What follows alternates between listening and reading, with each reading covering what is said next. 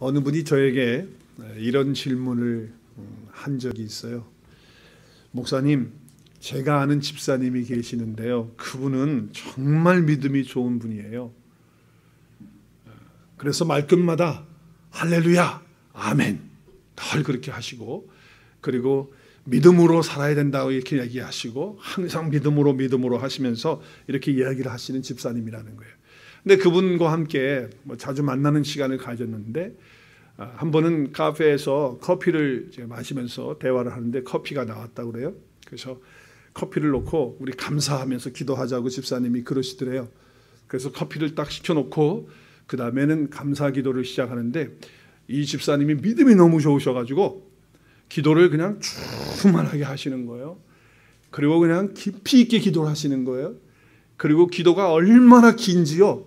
기도가 다 끝난 다음에 커피를 보니까 커피가 다 식었다는 거예요.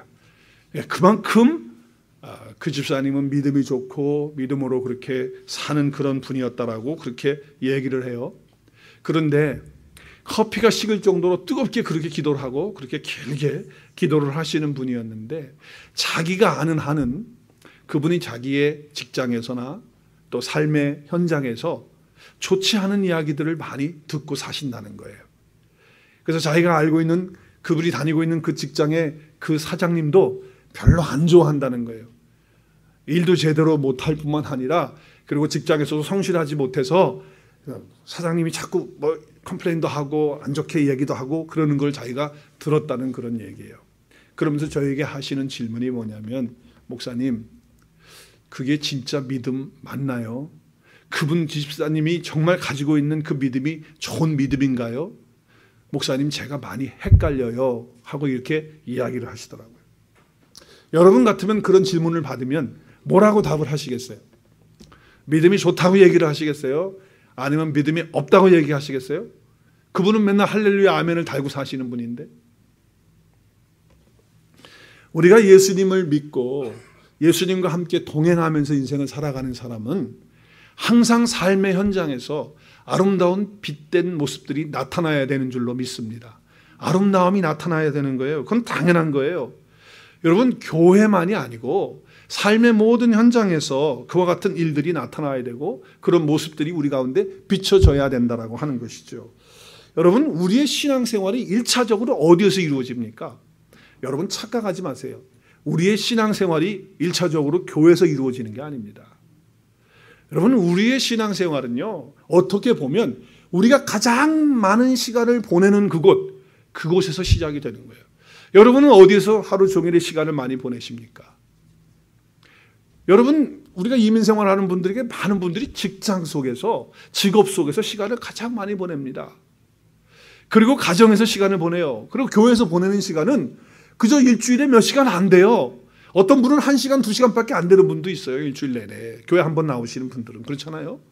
그렇기 때문에 우리의 신앙생활은 교회에서 시작되어지는 것이 아니고 우리의 삶의 현장에서, 내 직장에서, 내 직업의 터전에서, 그리고 내 가정에서 출발하고 시작한다는 것을 기억하셔야 되는 거예요. 교회 와서는 누가 신앙생활 못합니까? 교회 와서는 다 신앙생활 잘하는 것처럼 보일 수 있는 것이죠. 그래서 우리는요, 직장 생활 속에서, 또 내가 처해 있는 가정 속에서 하나님의 그 빛된 모습들을 나타내고 신앙생활 할 때 하나님이 기뻐하시는 신앙생활이 된다라고 하는 것입니다. 오늘 말씀은요, 우리가 읽은 말씀은 우리 직장 생활과 연관되어지는 그런 말씀이라고 생각이 되어져요. 그렇게 이해하면 좋겠어요. 우리의 삶의 현장은 가정이고 또 직장이고 우리의 사업터인데, 학생들이면 학교겠죠. 그리고 자기가 하고 있는 그런 현장의 생업의 그런 자리일 것입니다. 자, 그래서 오늘 이 말씀을 기록할 당시에는요, 사실 오늘 우리가 처해 있는 이 상황하고는 많이 달라요. 그렇기 때문에 그때 당시의 상황을 잠깐 우리가 좀 이해하는 것이 필요하고, 그리고 그 상황 속에서 우리가 어떻게 그러면 직장 생활을 해 나가야 되고 우리 삶의 터전에서 어떻게 신앙 생활을 해야 할 것인가라고 하는 것을 생각해 보면 참 좋을 것 같아요. 오늘의 본문의 내용은요, 임포로이가 고용인이 피고용인, 임포로이를 향해서 하는 그런 말씀도 되기는 하지만, 또 노사 간의 문제를 얘기하고 또 노예 문제를 해방시키는 그런 이야기가 아니라는 것을 우리가 잘 알아요. 자, 먼저 배경을 잠깐 설명해 볼게요. 그 당시에 로마는요, 세계를 정복하고 있었습니다. 이스라엘도 로마 제국 아래에 있었습니다. 식민지화되어 있었던 거예요. 그래서 그 당시 로마 시대에 많은 사람들이 노예였습니다. 그래서 로마 시대의 그 국민들의 절반 이상이 노예였습니다. 어떤 사람들이 이렇게 말합니다. 6천만 명이 넘는 사람들이 노예였다는 거예요. 근데 그 노예가 그냥 자기가 되고 싶어서 된 것도 아니고 어쩌다가 노예가 되는 거예요. 예를 들면 빚을 많이 졌는데 그 빚을 못 갚아서 노예 생활을 하는 사람들이 있는가 하면 대부분의 사람들은 전쟁에서 패해서 패전병이 돼갖고 그 나라가 식민지화되면서 포로 생활이 되어지면서 노예로 전락하는 그런 일이 있었던 거예요.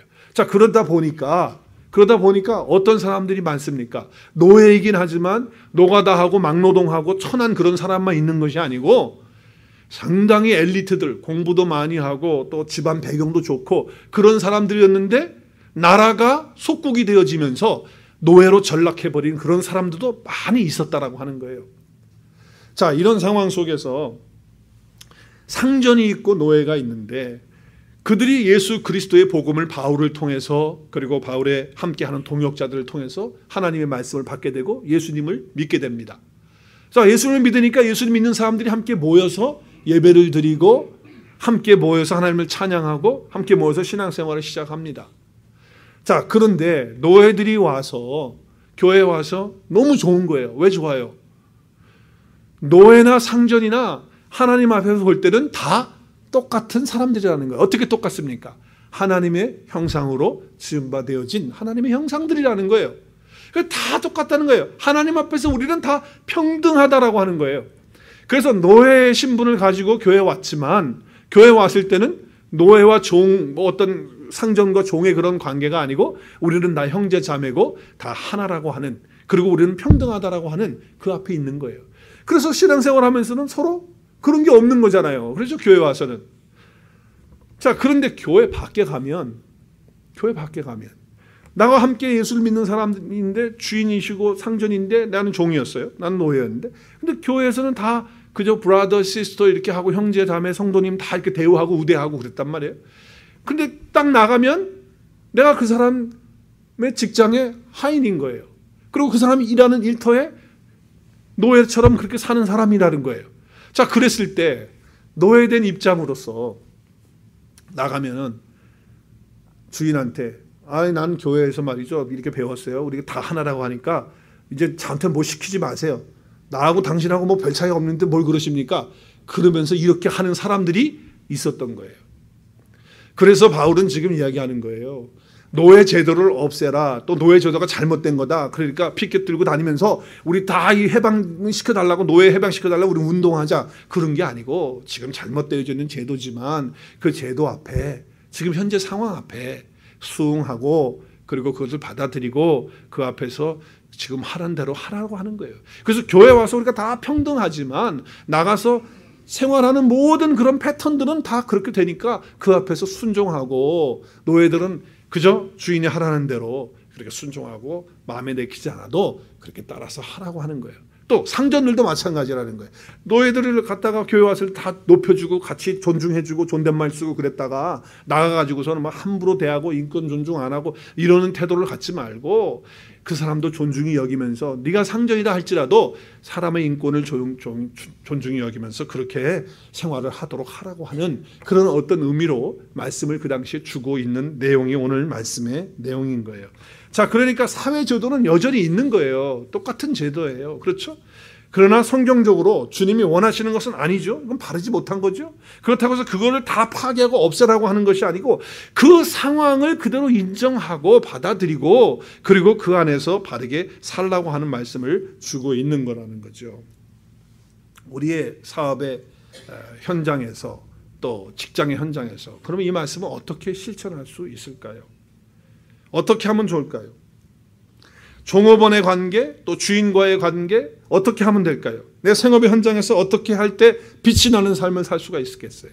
어떻게 할 때? 우리 생업, 우리 직업에 대해서 우리 예수님 믿고 사는 사람들은 우리 그리스도인들에게서 여러분 꼭 알아야 될 게 뭐냐면 이걸 아셔야 돼요. 나의 직업은 하나님께서 나에게 지금 그 자리에 있으라고 맡겨주신 일이에요. 그렇기 때문에 그것을 소명으로 받아요. 우리의 직업과는, 한번 따라 하십시오. 나의 직업과는 소명으로 받아야 됩니다. 소명이라고 하는 것은 하나님이 주셨다는 거예요. 많은 부분이 있지만 내가 어플라이해서 내가 원해서 내가 또 어떻게 하다 보니까 일을 하게 된 것이 아니고, 어찌 됐든지 간에 지금 나에게 주어진 이 직업은, 나에게 주어진 이 직장은, 나에게 주어진 이 사업은 하나님께서 많은 부분들이 있지만 지금 이 시간 나에게 맡겨주신 소명이라고 하는 그런 의식을 우리 직업관 속에 가져야 된다라고 하는 것이 우리 그리스도인들이 가져야 될 태도라는 거예요. 그러니까 우리의 삶 속에 지금 주어진 모든 것들, 이것들은 그냥 어쩌다가 이루어진 것이 아니고, 내가 뭐 어쩌다 하다 보니까 이렇게 된 것이 아니고, 하나님께서 나에게 그 직업으로 그 자리에 있도록 허락하시고 그 자리에 있게 하셨다고 하는 소명의식을 먼저 갖는 것이 중요하다라고 하는 것입니다.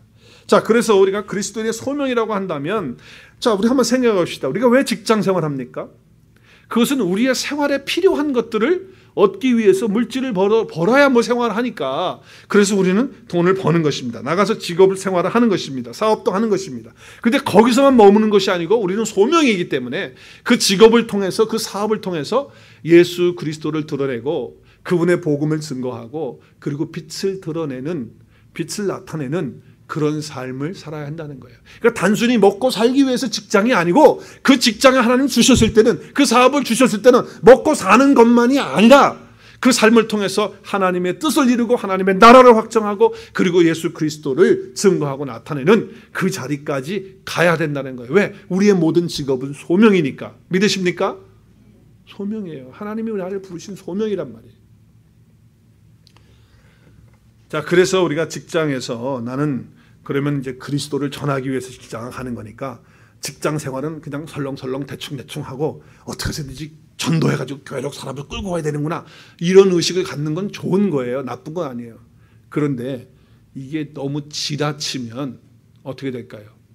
자, 자기가 맡겨진 직장에서 자기 상사에게나 자기 주인에게나 또 아니면 사업을 하면서 거래처들에게 정말 신실함을 느껴야 되고, 그리고 성실하게 일하는 것을 보여야 되고, 그렇게 해야 되는 건데, 그 일에 대해서는 별로 뭐 그냥 대충 설렁설렁 일을 하고, 그리고 그냥 어찌됐든지 교회 끌고 나오려고, 예수님 믿으세요, 우리 교회 나오셔야 돼요, 막 이렇게만 하고 자기가 맡겨진 직장에서 일은 술렁술렁 한다. 그러면 빛이 바짝바짝 날 것 같아요? 빛이 안 나요. 어두워져요. 오히려 전도의 문이 막힐 수가 있다는 거예요. 그래서 우리에게 주어진 이 직업은 물론 전도의 기회를 삼고 하나님의 나라를 확장하는 것이 맞아요. 소명의식. 우리는 모두가 다 그래요. 우리가 가진 직장이나 사업이 다 그래야 돼요. 그러나 그렇다고 해서 그 일을 위해서만 있는 것이 아니에요. 그것은 어찌 보면 뒤로 감춰져 있어야 돼요. 그리고 정말 우리가 주어진 그 삶의 현장에서 성실하게, 진실하게, 최선을 다해서 열심히 그렇게 일을 하다 보면 사람들이 물어봐요. 당신은 왜 이렇게 자기 것도 아닌데 이렇게 열심히 해? 아니, 시간 되면 그냥 가. 왜 이렇게 뭐 시간이 아직 뭐 다 퇴근 시간 됐는데도 이렇게 남아서 뭘 하려고 그러고 이렇게 일찍 나오고 그래. 시간 맞춰서 나오고 그러지.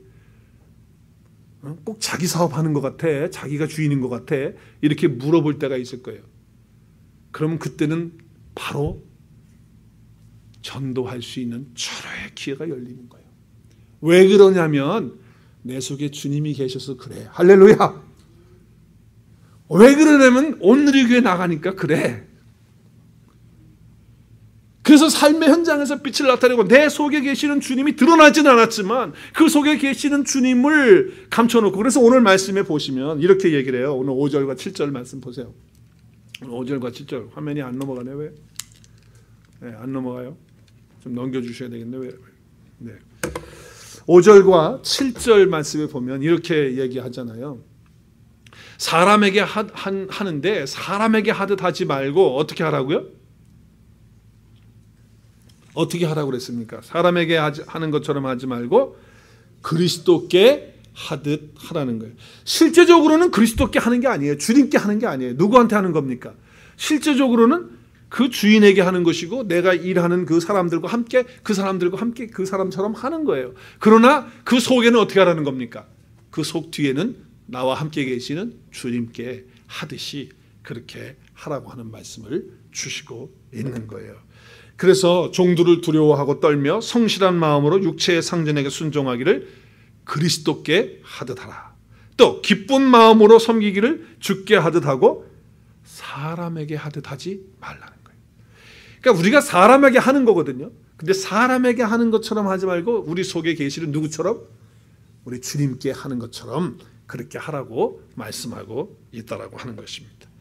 직업의 현장에 우리 주님 나와 함께 계시거든요. 그런데 너무 티를 내면서 뭐 조그마한 일 뭐 가지고도 뭐 할렐루야 아멘 막 그러고 뭐 그렇게 하지 말라는 게 아니고 너무 그렇게 티를 내지 말라는 거예요. 그리고 또 뭐 하다가 보면 실수할 수도 있잖아요.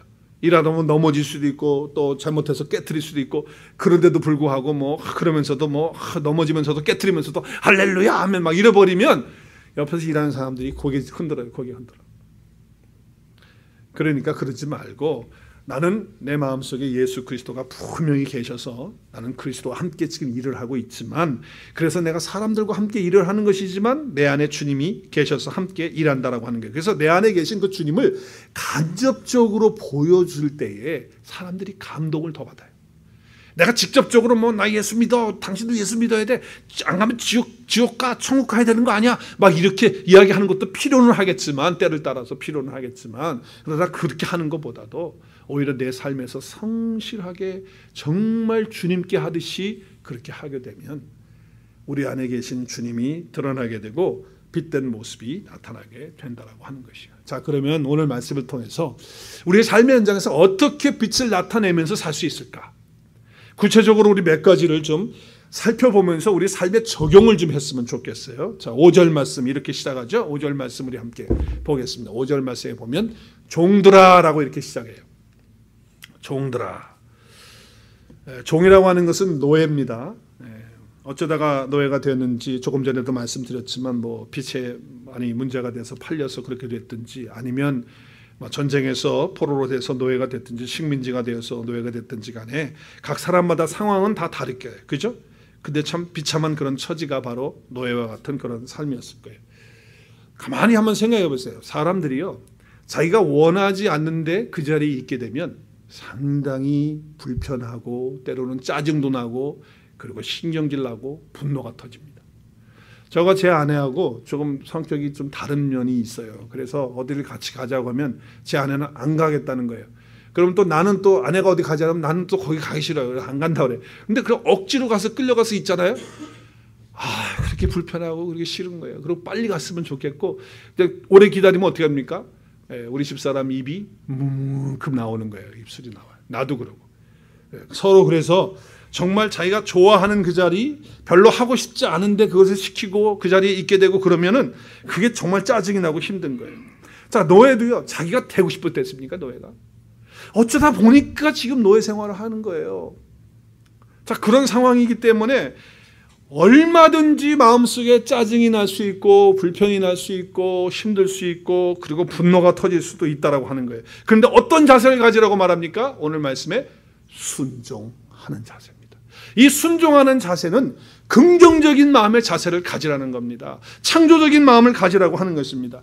왜 하필이면 나는 이런 직장 원치도 않는데 내가 이런 직장에 와서 앉아 있는 거야? 이러지 말라는 거예요. 긍정적으로 생각하는 거예요. 나는 이런 사업 하기도 싫은 사업을 갖다 내가 어쩌다가 이러고 해가지고 아이고 지긋지긋해 이렇게 하지 말라는 거예요.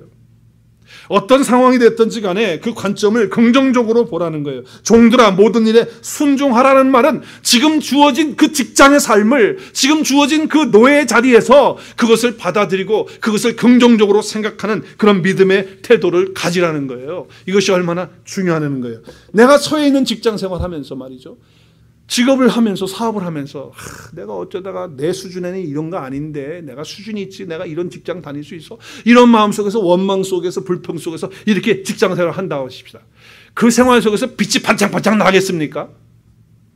안 나는 거예요.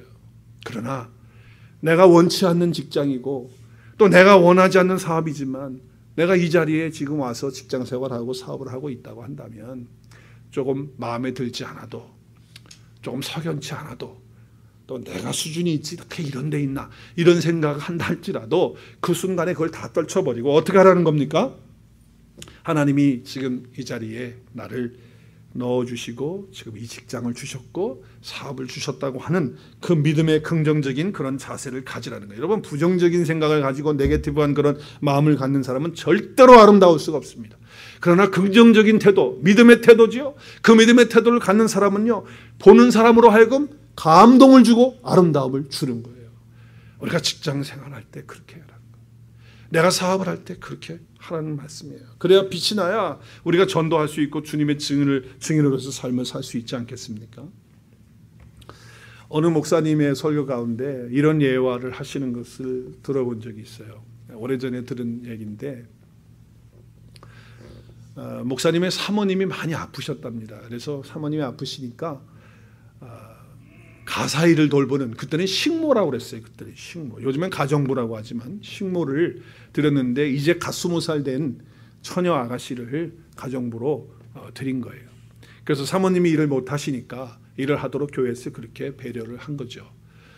그래서 그 처녀 아이가 와서 사모님 일을 돕고 가사 일을 하는데 이 아이가 억지로 온 거예요. 오기 싫은데 온 거란 말이에요. 그러다 보니까 짜증이 나는 거예요. 그리고 아주 부정적인 생각과 말과 불평과 그게 그냥 몸에 배가지고 일을 하면서 나타나는 거예요. 나오는 거예요. 그래서 사모님도 불편하고 목사님도 불편하고 그랬어요. 그런데 이제 목사님 교회에서 부흥성회를 하게 됐어요. 그래서 목사님이 그 처녀 아가씨에게 이번에 부흥회 하니까 뭐 주일 예배만 이렇게 듣지 말고 이제 부흥회 하니까 일주일 동안 부흥회 하니까 부흥회를 꼭 참석해라. 가사 일을 못해도 되니까 부흥회를 참석하라 그랬어요. 그래서 이 가정부 아이가 참석을 한 거예요. 그런데 하나님께서 그 부흥회 기간 동안에 자기에게 주시는 말씀이 있었고 깨달음이 있었고, 그래서 예수 그리스도를 확실하게 만나는 체험을 갖고, 그리고 삶이 바꿔졌어요. 변화가 되어진 거예요. 엄청난 놀라운 일이 일어나게 된 거예요. 자, 그래서 어느 날 사모님이 방에 누워서 이제 이렇게 계시는데, 또 그날도 그 가정부 아이가 일을 하면서 뭘 중얼중얼 하더래요. 그래서 또 뭐라고 불평을 하고서 또 저러는가. 그래서 발로 그 방의 문을 툭 차가지고 열어서 뭔 얘기를 하나 좀 듣고 싶어서 사모님이 열어놨더니 들려오는 얘기가 불평과 원망과 짜증의 소리가 아니고 다른 소리가 들려오는 거예요. 그 소리가 뭐냐면 목사님의 밥을 이렇게 푸면서 그 가정부 아이가 이렇게 얘기하는 거예요. 내가 열심히 이 밥을 지었습니다. 열심히 최선을 다해서 밥을 만들었습니다. 이 목사님께 드리는 밥인데 목사님이 이 식사를 하시고 강건하시고 든든하시고 성령 충만하셔서 목회를 잘 하실 수 있도록 해주세요. 그 기도하면서 밥을 푸는 거예요.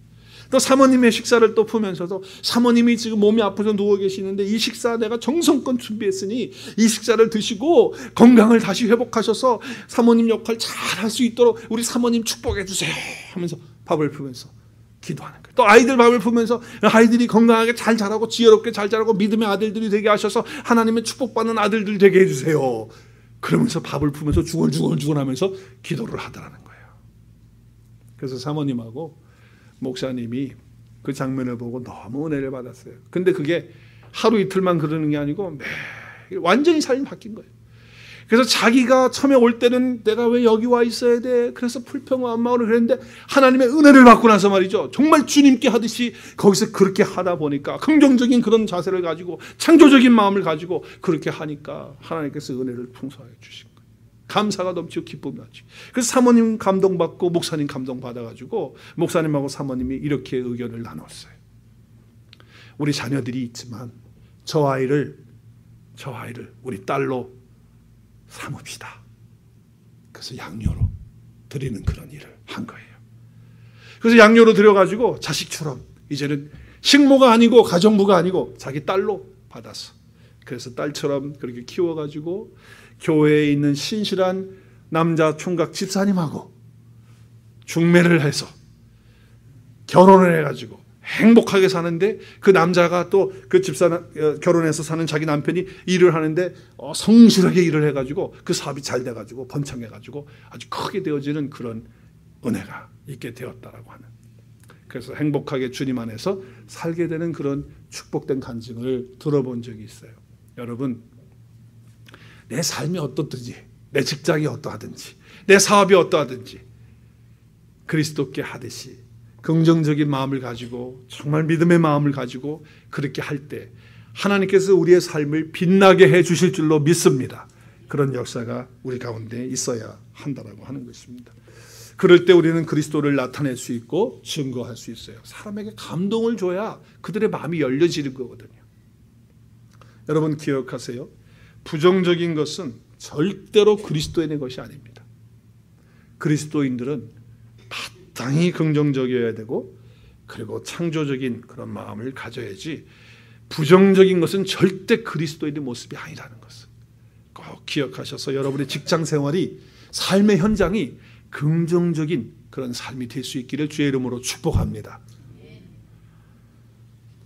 비록 종업원이지만 비록 초라한 자리지만 지금 남의 지시를 따르는 그런 자리지만 하나님이 나에게 맡겨주신 이런 자리다라고 생각하시고 감사로 바꾸시고 최선을 다해서 그렇게 하셔야 한다라고 하는 것입니다.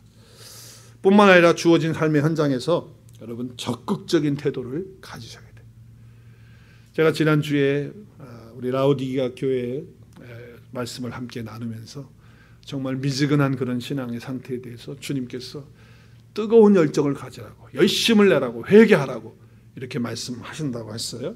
그래서 정말 그 뜨거운 열정 그건 뭐냐 적극적인 거예요. 영어로 액티브한 거예요.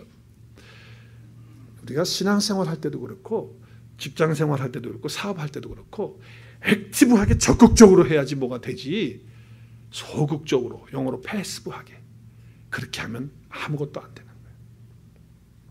거예요. 여러분 가만히 생각해 보세요. 소극적으로 그렇게 수동적으로 패시브하게 그렇게 하는 것을 볼 때 왜 그렇다고 생각하십니까? 많은 이유가 있겠지만 저는 오늘 말씀을 통해서 볼 때 그것은 마음이 없기 때문에 그런 거예요. 사람이 마음이 있으면요 달라져요. 어떻게 달라집니까? 적극적이 되는 거예요. 마음이 없으니까 마지 못해서 하는 거예요. 직장 생활도 그렇고 사업도 그렇고 신앙 생활도 그렇고 교회에서 봉사하는 것도 그렇고 마음만 있어 보세요. 뜨거워지고 적극적이고 열정적이고 그리고 액티브하게 그렇게 나갈 수밖에 없는 거지 소극적으로 그렇게 뭐 수동적으로 그냥 하면 하고 말면 말고 그러는 게 아니란 말이에요. 마음이 중요한 거예요. 마음이. 그래서 오늘 말씀에 보면 3번에 걸쳐서 마음이 나와요. 자, 한번 보세요. 종들아 5절에 두려워하고 떨며 성실한 뭘로? 자, 한 번 나왔죠. 성실한 마음으로. 자, 그리고 6절에 가서 눈가림만 하지 말고 사람을 기쁘게 하는 자처럼 하지 말고 그리스도의 종처럼 어떻게? 마음으로 하라는 마음으로. 마음이 없기 때문에 적극적으로 안 나온다 그 말이에요. 그 다음에 7절에 기쁜 마음으로 섬기려는 거예요. 죽게 하듯 나의 모든 삶의 현장, 교회 일만이 아니고 모든 삶의 현장. 어떤 분들은 교회는 열심히 하는데 삶의 현장에서 안 하시는 분들이 있고 또 어떤 분은 삶의 현장에서 열심히 하는데 교회 와서는 아주 소극적으로 수동적으로 하는 분들. 그러면 안 돼요. 모든 일에 모든 일. 교회 일이나 바깥에서 내가 일하는 거나 직장이나 사업이나 모든 일에 적극적으로. 여기 마음이라고 하는 단어가 다 다른 단어를 쓰고 있어요. 재밌는 게. 헬라어를 찾아보니까 5절의 마음은요. 카르디아라고 하는 단어를 써요. 이 단어는 마음, 생각, 의지, 결심의 자리 이런 뜻을 설명해요. 5절에서는. 또 6절에서는 이 마음, 우리 한국말은 다 마음이라고 그랬어요. 근데 단어가 틀려요. 뭐예요? 부식해. 이것은 영혼이에요. 목숨, 생명, 하나님의 숨결이라고 하는 뜻이에요. 그리고 마지막에 나오는 7절에는요. 기쁜 마음은 유노니아라고 하는 단어를 써요. 이거는 호의를 베푼다. 굿윌. 그리고 마음을 아주 그냥 홀하티드 자기 것을 다 내어놓아서 드리는 그거예요. 너무 기뻐가지고 다 내어놓고 하는 거예요. 자, 그렇다면 이 3가지 단어를 다 합쳐서 보면 어떻다는 거예요? 지금 이게 뭐예요? 내 마음과 뜻과 또 내 영혼까지 나의 어떤 그런 모든 그런 나의 의지까지 다 해서 그렇게 해서 나에게 주어진 모든 직장에서 또 나에게 주어진 모든 삶의 현장에서 그렇게 하라고 하는 말씀을 주고 있는 것입니다. 정말 뜨겁게 해야 돼요. 적당히 수동적으로 시키는 것만은 그건 가지고는 마음을 집어넣지 않기 때문에 그렇다는 거예요. 저와 여러분이 그리스도인의 모습은요, 항상 마음을 다해야 된다라고 하는 것. 우리가 신명기 6장 5절 말씀을 암송했어요. 시작. 너는 마음을 다하고 뜻을 다하고 그 다음에 힘을 다하여 내 하나님 여호와를 사랑하라. 그리고 주님께서 계명의 말씀을 두 가지로 딱 요약해서 말씀하시면서 그렇게 하나님 사랑하고 마음과 목숨과 생명 다해서 사랑하고 똑같이 내 몸같이 이웃을 사랑하라고 그랬잖아요. 그렇기 때문에 정말 마음을 다하는 그런 하나님의 사랑, 마음을 다하는 사람들을 대하는 태도, 마음을 다하는 직장생활, 마음을 다하는 신앙생활, 교회 봉사 헌신, 이게 될 때 빛이 나는 줄로 믿으시기를 바랍니다. 그때 그리스도가 나타나고 증거되는 거예요. 그리고 복음을 전할 수 있는 기회가 열리는 거란 말이에요. 요즘 월드컵을 하는데 제가 월드컵 정말 좋아합니다. 축구를 좋아하기 때문에. 근데 다 못 봐서 정말 안타까워요. 하이라이트만 거의 보니까. 그래도 그 좋더라고요. 하이라이트만 보는 게. 근데 지금 어디까지 됐습니까? 어저께 끝났어요. 월드컵이 끝난 게 아니고 4강이 끝났어요. 4강. 근데 이번엔 남미 팀들이 다 떨어지고 4강에 다 유럽 팀만 남았어요. 그래서 이제 이번 주에 이제 뭐 4강전이죠. 그래서 다음 주 주일날이 결승전이더라고요. 근데 시간을 보니까 예배 시간에 11시에 결승전. 아무튼 어찌됐든 시간에. 근데 제가 이 하이라이트를 보면서 연장전까지 가고 페널티킥 가고 막 그러는데, 야 정말 선수들이요 죽어라고 뛰더만요. 밥만 먹고 공만 차는 사람들인데 다리에 쥐가 나. 쓰러져. 그리고 막 넘어져가지고 허걱대고, 그리고 막 부딪혀가지고서 얼마나 적극적으로 열정적으로 하는지 부딪혀가지고 막 깨지고 넘어져서 아픈데, 어떤 사람은 그 선수는 쓰러져가지고 너무 아프니까 막 바닥을 치면서 막 그냥 너무 아파가지고 부딪혀가지고. 근데 왜 그렇게 열심히 하는 거예요? 왜 그렇게 적극적으로 하는 거예요? 이유가 뭐예요 대체? 뭐 때문에? 월드컵에 들어 올리는 그거 뭡니까? 그 월드컵 금으로 만든 그 트로피 있어요. 상. 그것 때문에 그러는 거예요. 그것 때문에. 여러분, 우리가 신앙생활하고 또 우리가 삶의 모든 현장에서 그저 대충대충 설렁설렁 하면 안 돼. 우리 그리스도인들은요, 하나님 앞에 갔을 때 우리는 하나님의 평가를, 또 사람들의 평가도 있지만 궁극적으로는 하나님의 평가를 받아야 되는 사람들이기 때문에 내 삶의 현장에서 최선을 다해서 뜨겁게 적극적으로 마음을 다해서 그렇게 해야 될 줄로 믿습니다. 자, 보세요. 오늘 말씀에 뭐라고 그래요? 우리 함께 읽겠습니다. 8절 시작. 이는 각 사람이 무슨 선을 행하든지 종이나 자윤이나 주께로부터 그대로 받을 줄을 하면, 뭘 받을 줄 아냐? 이거 한국말은 이렇게 돼 있지만 영어 성경 보면 금방 나와요. 뭘 받아요? 리워드를 받는 거예요. 상을 받는 거예요. 상을. 우리가 왜 성실하게 살아야 되고, 왜 우리가 진실하게 살아야 되고, 왜 우리가 적극적으로 마음을 다해서 주님의 교회 일의 봉사뿐만 아니라 나의 삶의 모든 현장에서 그렇게 살아야 되느냐? 앞으로 주님께서 우리를 평가하시고 상을 주실 것이 있기 때문에. 월드컵 받는 것도 위해서 그렇게 가는데 말이죠. 우리는 하나님께서 예배해 놓으신 그 엄청난 리워드가 있는데 말이죠. 그것을 바라보는 사람들이 설렁설렁 뭐 세상 나가서 직장 생활도 내가 하나님 억지로 하는 거예요. 난 뭐 이거 그냥 빨리 집어쳤으면 좋겠어요. 너무 힘들어요. 내가 왜 이런 직장을 가는지 모르겠어요. 이러고 앉아 있고, 사업도 난 이런 사업은 안 해. 빨리 어떻게 집어치고 싶은데. 우리는 그럴 수 없다는 거예요.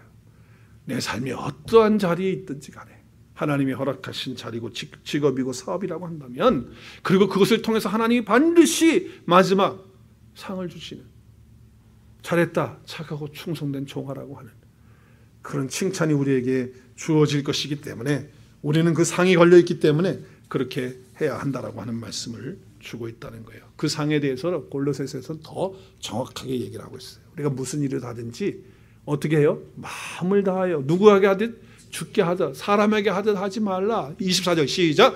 이는 기업의 상을 주께 받을 줄 아나니 너희 주 그리스도를 섬기느니라. 할렐루야. 기업의 상을, 하늘의 상을 받는 줄을 알기 때문에 우리는 최선을 다한다라고 하는 거예요. 주님의 일에도 그래야 되고 세상에서 있는 모든 일도 다 주님이 우리에게 맡겨주신 일이기 때문에 주님의 일이기 때문에 거기서도 최선을 다해야 된다라고 하는 것입니다. 그리고 한 가지 더 오늘 말씀 5절과 6절의 말씀에 보면 성실하고 진실해야 됩니다. 어떤 마음으로 하라고요? 성실한 마음으로, 두려워하는 마음으로 그리스도께 하듯 하라는 거예요. 기쁜 마음으로 하라는 거예요. 이거는 정말 페이스풀하게, 신실하게, 신시어티하게 그렇게 하라는 거예요. 눈가림만 하지 말고 성실하게 하라는 거예요. 여러분, 우리 그리스도인들은요, 정말 하나님 앞에서 그렇고 사람 앞에서 그렇고 신실하고 진실해야 돼요. 진실하지 않다라고 한다면 그 사람은 그리스도인이 아니에요. 신실하지 않으면 그 사람은 정말 그리스도인이 아니란 말이에요. 우리 그리스도인들은 어떤 상황에서, 교회에서만 신실하고 진실한 게 아니고 삶의 모든 현장에서, 나의 직장에서, 나의 사업터에서 진실하고 신실해야 그리스도인이 되는 거예요. 그리고 그 일을 통해서 빛된 삶을 나타낼 수가 있는 겁니다. 자, 그러면 사람들이 물어볼 거예요. 저 사람은 왜 이렇게 신실하지? 왜 저 사람은 저렇게 바보같이 진실하지? 좀 약을 땐 약어야 되는데 왜 저렇게 어리숙해서 속아 넘어가지?